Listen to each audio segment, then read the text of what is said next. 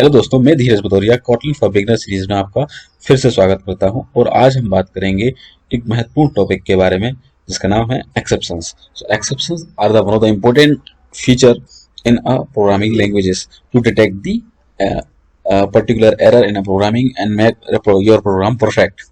So what are the exceptions?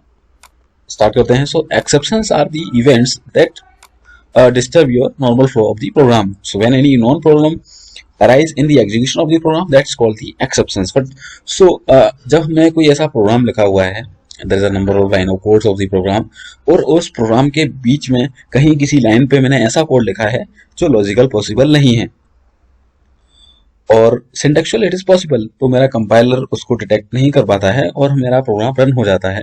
और run time पे जब मेरा रन टाइम पे मैं उस लाइन पे पहुंचता हूं तो वहां पे वो लॉजिकली पॉसिबल नहीं है, तो एक एक्सेप्शन अराइज होता है और रन टाइम पर मुझे एक ऑब्जेक्ट रिटर्न करता है, एक मुझे एक्सेप्शन जनरेट होता है और वो एक्सेप्शन उस पर्टिकुलर क्लास का होता है जिससे रिलेटेड मुझे एक्सेप्शन जनरेट हुई है। फॉर एग्जाम्पल, अगर मैं बात करूं किसी स्ट्रिंग को नंबर में कन्वर्ट करने की, अगर हम बात करें तो स्ट्रिंग को हम नंबर में तभी कन्वर्ट कर पाएंगे जब मेरी स्ट्रिंग एक परफेक्ट नंबर होगी।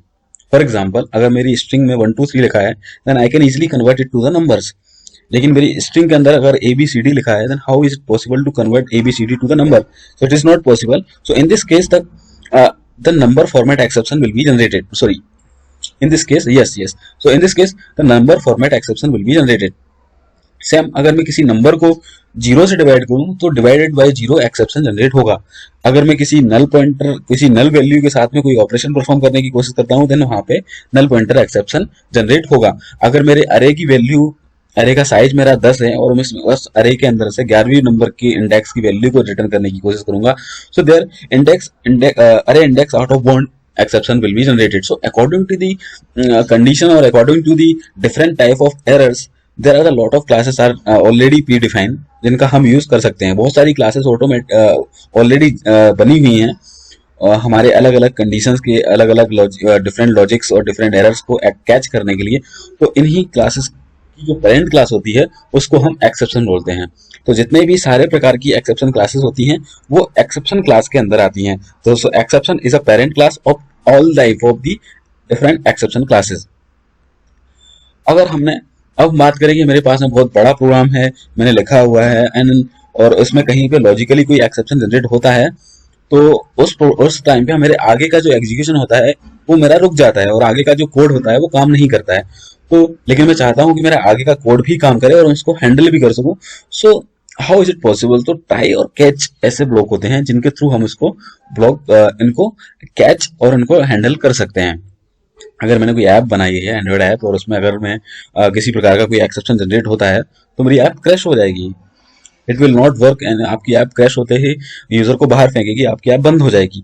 अगर आप चाहते हैं कि ऐप बंद ना हो और किसी भी तरीके का कोई एक्सेप्शन जनरेट होता है तो हम यूजर को मैसेज दे दें कि ये चीज गलत है और आगे का जो एग्जीक्यूशन है वो कंटिन्यूसली परफॉर्म होता रहे। तो उस केस में आपको ट्राई एंड कैच ब्लॉक्स का यूज करना पड़ेगा। ट्राई एक ऐसा ब्लॉक होता है जिसके अंदर हम प्रॉब्लमेटिकली कोड लिखते हैं, जिसके अंदर प्रॉब्लम आ सकती है, प्रॉब्लम जनरेट हो सकती है, like this where a equal to 10 divided by 0। अब इस कोड के अंदर मुझे कोई ऐसा लगता है कि एक्सेप्शन जनरेट हो सकती है तो मैं उस ब्लॉक को ट्राई के अंदर लिखूंगा और ट्राई के अंदर लिखे हुए कोड के अंदर अगर किसी भी प्रकार का कोई एक्सेप्शन जनरेट होता है तो वो मुझे उस एक्सेप्शन क्लास का ऑब्जेक्ट बना के थ्रो करता है। For example, in this case it will generate a divided by 0 exception. अब इस एक्सेप्शन का ऑब्जेक्ट बना के जब वो मुझे थ्रो करेगा तो इस ऑब्जेक्ट को कैच करने के लिए मुझे किसी क्लास का ऑब्जेक्ट बनाना पड़ेगा, वो मैंने नीचे कैच के अंदर बनाया है। So the throw object will be catch by the catch block. अगर वो किसी भी प्रकार का कोई एक्सेप्शन जनरेट होता है तो मेरा जो फ्लो रहता है वो फ्लो डायरेक्टली जंप करके कैच ब्लॉक के अंदर पहुंचता है और उस कैच ब्लॉक के अंदर उस पर्टिकुलर क्लास का ऑब्जेक्ट बना के उसको गेट कर सकता हूं और उससे रिलेटेड एरर्स वगैरह और उसको हैंडल करके जो भी एरर मैसेज प्रिंट करना है या फिर जो मैं वहां पे प्रिंट कर सकता हूं। So if the exception will be in my code, try block will throw the particular exception in the catch block. यहाँ पे एक्सेप्शन एक पेरेंट क्लास है, अभी मैंने यहाँ पे एक्सेप्शन लिखा हुआ है, यहाँ पे मैं पर्टिकुलर क्लास का ऑब्जेक्ट भी लिख सकता हूँ, जैसे JSON exception, number format exception, null pointer exception, etc. अभी थ्योरेटिकली इतना क्लियर नहीं हुआ होगा, आई थिंक। मैं आपको छोटे से प्रोग्राम के थ्रू बताता हूँ कि कितने अलग अलग तरीके के एक्सेप्शन जनरेट हो सकते हैं और उनको कैसे हम हैंडल कर सकते हैं, और यूजर अपने खुद के कस्टम एक्सेप्शन कैसे बना सकता है, वो हम छोटे से प्रोग्राम के थ्रू समझेंगे। So now start the program. Hello, तो अब हम एक छोटे से प्रोग्राम के थ्रू समझेंगे कि एक्सेप्शन एक्चुअली में होते क्या हैं और कैसे जनरेट होते हैं हमारे प्रोग्राम्स के अंदर, एंड उनको हैंडल करने का इफिशिएंट वे क्या होता है, और कैसे क्या ज़रूरी होता है कि हम प्रोग्राम को अगर हमें ट्राई कैच ब्लॉक्स का यूज़ करना है अपने प्रोग्राम के अंदर, अगर कहीं एक्सेप्शंस आ रहे हैं तो जनरली हमने सुना है कि हमें ट्राई कैच का यूज़ करना चाहिए for handling. So what is the importance of try catch and how we can handle these exceptions in our program. तो हम छोटे से प्रोग्राम के थ्रू मैं आपको बताने जा रहा हूँ। सबसे पहले इसको समझने के लिए मैंने एक यहाँ पे एक प्रिंट मैसेज लिखा, this is the program started. सबसे पहले मेरा प्रोग्राम में जैसे ही रन होगा तो प्रिंट करेगा द प्रोग्राम स्टार्टेड। उसके तो बाद में मैंने एक स्टेटमेंट लिखा, divided by 0 and print the program end. So सबसे पहले प्रोग्राम स्टार्ट प्रिंट होगा, उसके बाद में ये एक छोटा सा एग्जीक्यूट होगा स्टेटमेंट, उसके बाद में program end will be executed. तो इसको देखते हैं क्या आया है, इसको मैं रन करके देखता हूँ। So the output is arithmetical exception and it is divided by 0। So यहाँ पे because I just want to print it in this last one. Okay, so this print ln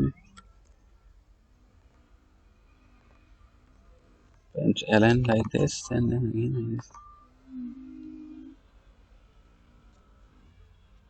Okay, so सबसे पहले यहाँ पे अगर मैं देखूँ मेरे लॉग के अंदर, अगर मैं चेक करूँ तो यहाँ पे मुझे प्रोग्राम स्टार्टेड शो कर रहा है, this is the program started.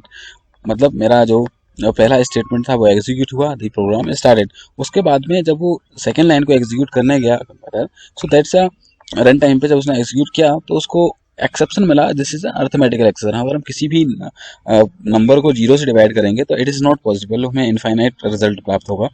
तो उससे रिलेटेड एक्सेप्शन ऑलरेडी बनी हुई है और एक उसके रिलेटेड एक क्लास बनी हुई है, this is arithmetical exception class will handle the divided by 0 exception.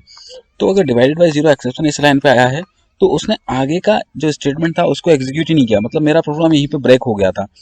इस लाइन के बाद में उसने एग्जीक्यूशन ही बंद कर दिया है। अगर मैं चाहता हूँ कि इसके लाइन आगे की लाइन एग्जीक्यूट हो, अगर कोई एक्सेप्शन आता भी है तो वो मैं उसको हैंडल कर सकूँ, और अगर मैं हैंडल करता हूँ तो आगे की जो लाइन है वो मेरी एग्जीक्यूट होंगी प्रॉपरली। तो इसके लिए हम ट्राई और कैच ब्लॉक का यूज कर सकते हैं। This is try. जैसा हमें पता है कि ट्राई ब्लॉक के अंदर हम वो स्टेटमेंट लिखते हैं जिसके अंदर हमें जो प्रॉब्लमेटिकली, जिनके अंदर हमें लगता है कि कोई एक्सेप्शन जनरेट हो सकता है। उसके बाद में कैच के अंदर हम उस क्लास का ऑब्जेक्ट बनाते हैं जो ऑब्जेक्ट रेफरेंस मुझे ट्राई के थ्रू रिटर्न करेगा। ट्राई के अंदर जब भी किसी भी क्लास के अंदर, जब भी किसी स्टेटमेंट के अंदर कोई एक्सेप्शन जनरेट होता है तो वो एक ऑब्जेक्ट का रेफरेंस रिटर्न करता है of a particular class of exception. अगर वो अरिथमेटिकल एक्सेप्शन है तो उसने अरिथमेटिकल एक्सेप्शन क्लास का एक ऑब्जेक्ट रेफरेंस रिटर्न किया, और अगर वो नंबर फॉर्मेट एक्सेप्शन होता तो नंबर फॉर्मेट क्लास का ऑब्जेक्ट रेफरेंस रिटर्न करता, और अगर वो index out of bond class अगर एक्सेप्शन होता तो index out of bond class का ऑब्जेक्ट रेफरेंस रिटर्न करता। अगर किसी भी क्लास के ऑब्जेक्ट रेफरेंस को हमें होल्ड करना है तो हमें उस क्लास का ऑब्जेक्ट बनाना पड़ेगा। सो सेम, अगर मैं यहाँ पे फिर अगर वो ऑब्जेक्ट रेफरेंस ट्राई के थ्रू मुझे रिटर्न करेगा तो कैच के अंदर मुझे उसका ऑब्जेक्ट बनाना पड़ेगा। लेकिन हमें पता है कि exception is a parent class of all type of exception, तो हम यहाँ पे सिंपली एक्सेप्शन भी लिख सकते हैं, क्योंकि एक्सेप्शन जितने भी प्रकार के एक्सेप्शन है उनकी पेरेंट क्लास है। और अगर हम चाहते हैं कि यहाँ पे हम उस पर्टिकुलर एक्सेप्शन को भी लिखें, आइडेंटिफाई करें, तो हम वो पर्टिकुलर एक्सेप्शन भी स्पेसिफाई कर सकते हैं। और अगर कोई एक्सेप्शन आता है तो वो कैच के अंदर आएगा, और कैच के अंदर इस ब्लॉक के अंदर वो इस ब्लॉक से यहाँ से उसका अरिथमेटिकल एक्सेप्शन क्लास का ऑब्जेक्ट रेफरेंस रिटर्न करेगा, और वो कैच यहाँ पे EX नाम का जो ऑब्जेक्ट है वो उसको गेट करेगा, एंड देन आगे का स्टेटमेंट आपका इजिली एग्जीक्यूट हो जाएगा। इसको रन करके देखते हैं।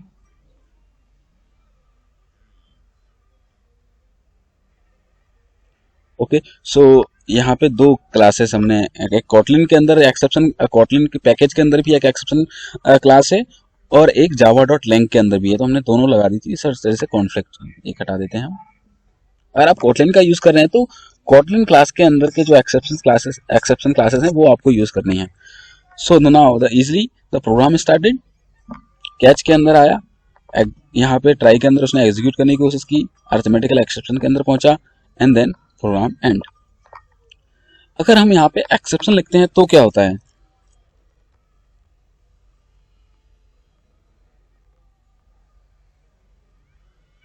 तो भी EX is able to get the object reference of the try catch block, try block sorry, try के अंदर जो भी अभी अरिथमेटिकल एक्सेप्शन आया तो उसको हैंडल कर सकता है वो।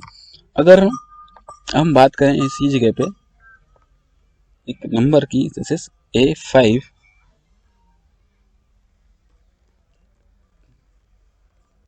or to int, then what will happen?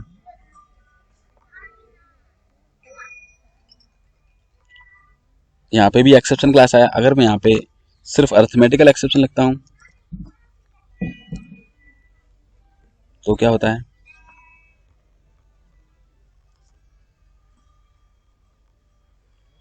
क्योंकि यहाँ पे तो अरिथमेटिकल एक्सेप्शन आने वाली नहीं है, so it will crash. Because यहाँ पे हमने यहाँ पे जो एक्सेप्शन आ रही थी वो नंबर फॉर्मेट एक्सेप्शन आ रही है, बिकॉज हम किसी भी स्ट्रिंग को एक नंबर में कन्वर्ट करने की कोशिश कर रहे हैं जबकि वो नंबर है ही नहीं, because A5 is not a number. और हमने जो ऑब्जेक्ट बनाया है कैच के अंदर वो एक अरिथमेटिकल एक्सेप्शन है, मतलब arithmetical exception number format exception को हैंडल ही नहीं कर सकती है। तो या तो हम अलग अलग सभी तरीके के एक्सेप्शंस अपने कैच के अंदर बना सकते हैं, multiple, we can use the multiple catch according to the requirement. So number format exception in the Kotlin, this is number format exception. अब नंबर फॉर्मेट एक्सेप्शन अगर आता है तो उसके लिए भी हमने एक कैच बना के रखा हुआ है, तो वो उस कैच के थ्रू अगर आता है तो उसको हैंडल कर लेगा। Then it is program started and program ended. तो अगर हम चाहते हैं कि हमें अगर पता है कि हमारे जो हमने प्रोग्राम बनाया है उसके अंदर multiple types of exception generate हो सकते हैं, may be null pointer exception, may be index out of bound exception, may be any other type of exception, number format exception like this, तो हम एक जेनेरिक क्लास बनाते हैं, that is we can use only the exception classes. So अगर exception class को हम use करेंगे तो वो किसी भी प्रकार का एक्सेप्शन अगर हमारे कोड में जनरेट होगा तो वो सबको हैंडल कर सकता है, और उस because the exception is a parent class of the all type of से एक्सेप्शंस, तो हम उसको हैंडल कर सकते हैं। और यहाँ पे अगर हमें कोई मैसेज देना है, हम अगर ए के अंदर कोई वैल्यू असाइन करना चाहते हैं, अगर हम वैल्यू किसी वेरिएबल को असाइन कर रहे हैं वो नल है और हम उसमें अंदर बाय डिफॉल्ट वैल्यू असाइन करना चाहते हैं तो कैच ब्लॉक का यूज करके हम उसको कर सकते हैं। अब आपको क्लियर हुआ होगा कि हम ट्राई कैच का यूज क्यों करते हैं, कैसे हम Kotlin के अंदर एक्सेप्शंस को हैंडल कर सकते हैं। आगे की कुछ प्रोग्राम्स में हम आपको बहुत डिटेल में बताएंगे कि अगर हम अपना खुद का कस्टम एक्सेप्शंस बनाना चाह रहे हैं तो वो कैसे हम जनरेट कर सकते हैं। अगर किसी सिंगल स्टेटमेंट में ही अगर हमें लगता है कि नल आने वाला है तो विदाउट ट्राई एंड कैच हम कैसे कस्टम थ्रो स्टेटमेंट का यूज़ करके, थ्रो कीवर्ड का यूज़ करके कस्टम एक्सेप्शंस को थ्रो कर सकते हैं, तो हम आगे के वीडियोज़ में आपको बताएंगे। So keep watching all my videos in my YouTube page. अगर आपने अभी तक की इस सीरीज़ के अंदर और वीडियोज़ नहीं देखे हैं तो नीचे दिए डिस्क्रिप्शन में मैं इस प्लेलिस्ट की लिंक दे रहा हूँ, उसमें जाके आप Kotlin इस सीरीज़ के और वीडियोस भी देखें, introduction, variables, data types, conditional statement, data classes, और आगे हम और भी वीडियोस लेके आने वाले हैं जिसमें हम आपको बताएंगे differences between the val const and var and val. उसके बाद में हम बहुत सारे छोटे छोटे प्रोग्राम्स बनाएंगे Kotlin के अंदर जिनके थ्रू आप इजीली समझ सकते हैं कि how we can program in Kotlin। और देन आगे हम एक नई सीरीज स्टार्ट करेंगे जिसके अंदर हम एंड्रॉयड के साथ में Kotlin को कैसे यूज़ करेंगे वो, तो उससे पहले आपके Kotlin के बेसिक्स क्लियर होना बहुत ज़रूरी है। सो ये वीडियोस आप ज़रूर देखें और please subscribe my channel for all the new updates of my videos. Thank you for watching my videos. Thank you.